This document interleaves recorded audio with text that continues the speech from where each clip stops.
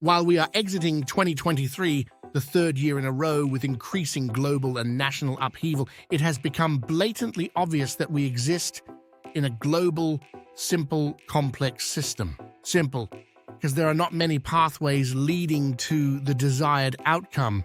Complex, because if one thing breaks, the cascading errors in the system as a result are unpredictable. So much for predictions then. At the risk of being completely 100% wrong on every account, here are my 4 predictions for 2024 and how they might impact small business in Australia.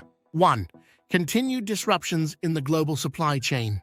With the COVID-19 lockdowns, we also saw something we had not experienced since the onset of globalization, a collapse of the global supply chains. Goods were not arriving at their destinations, whether it is due to transportation or simply labor able to be performed as various nations and states lock down. As always, squeeze the supply and prices will rise. 2024 will see an increase of this trend. The already strained supply chains see increased pressure from high energy prices, whether it is fuel or electricity, affecting both transport as well as manufacturing. This is caused by regional conflicts as well as government policies. You'll recognize them as being part of the Great Reset Initiative, such as the dismantling of coal-fired power stations, additional taxes on gas, diesel, and petrol, without providing a suitable alternative to baseload power. 2. Increased cost of compliance. Governments rarely reduce their power by scrapping legislation. Instead, they increase cost of compliance for business owners backed by a legion of bureaucrats. This provides downwards pressure on productivity and upwards pressure on cost. These costs need to go somewhere if the business is to remain operational. These are so-called solutions to a problem that has yet to be identified or acknowledged. While we are seeing the slow death of DEI, diversity, equity, and inclusion, more and more business leaders are waking up to the realization that the parents of DEI are division, envy, and irrational behavior, a combination that is toxic to any business. We may see legislation brought forward that would solidify support for DEI, most likely under a different name. 3. Zombie apocalypse due to increased cost of capital. The economy is cyclical. It always has been. We do emerge from an unprecedented sequence of events that played out over the last decades. Let's draw a line at the 2008 global financial crisis. Too much money was created by issuing and refinancing debt of increasingly high risk in the housing market, leading in the subprime mortgage collapse. Immediately, money was pumped into the global economy at low to negative interest rates. The effect?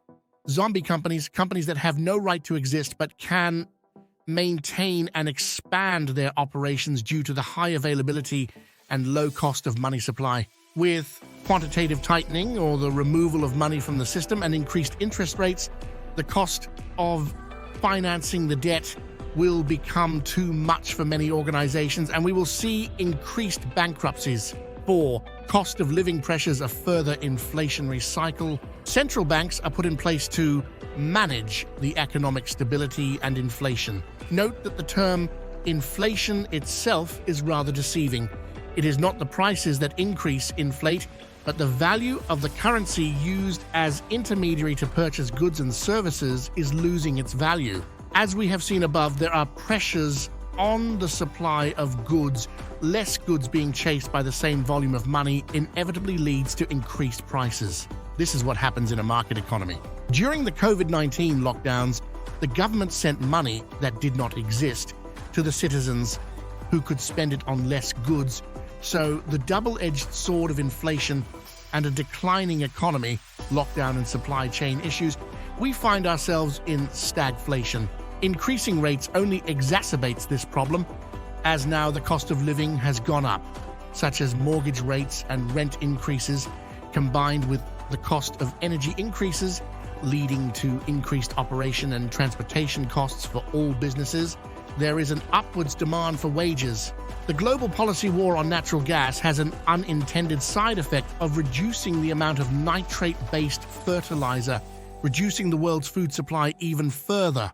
Companies may be forced to lay off staff to stay afloat, and those employees that are spared demand additional money in order to make ends meet. If that money is not forthcoming due to the high cost of capital, choices have to be made as to what to spend the money on. We will see a further decline of consumer spend, furthering a contraction in our economy. As soon as the RBA starts lowering the rates, we will see a continuation of the price hikes as the supply chain issue has not been resolved. What can small businesses do? Every crisis offers an opportunity, and in that respect, 2024 will see opportunity in abundance. While it all looks doom and gloom, with the right actions and business fundamentals, small businesses can not only survive but even thrive through 2024. The better your business fundamentals are right now, the more opportunity you have in 2024. Here are a few things all small business owners should consider. Are you turning a profit? If not, or not sufficiently, is it a top-line revenue or bottom-line cost problem? Check how your fixed cost structure affects your break-even point, in particular with the increased cost of capital and the potential for decreased demand. Can you lower your fixed costs? Fixed costs are, as the name implies, fixed.